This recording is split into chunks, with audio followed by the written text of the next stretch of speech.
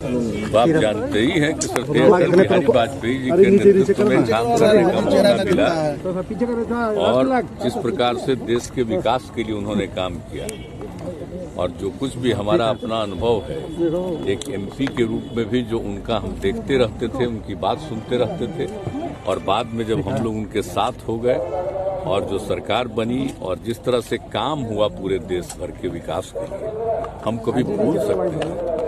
और कितना वो मानते थे, हमको 3 तरह के विभाग को सौंपा और एक एक तरह से जो काम करवाए और जिस तरह से जो कुछ भी प्रस्ताव रहता था हमारा, उसको एक एक चीज को मानते थे और कितना ज्यादा प्रेम के साथ सब कुछ कराते थे। तो हम कभी उनके प्रति जो श्रद्धा का हमारा भाव और जिस तरह से वो मानते थे, इसको हम कभी जीवन में नहीं भूल सकते।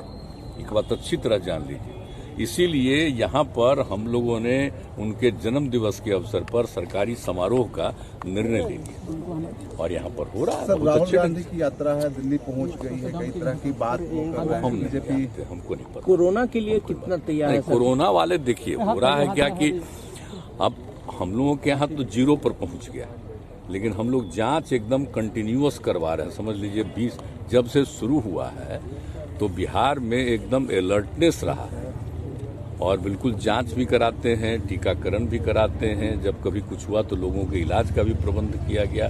हर तरह से आप एक एक चीज को जानते हैं।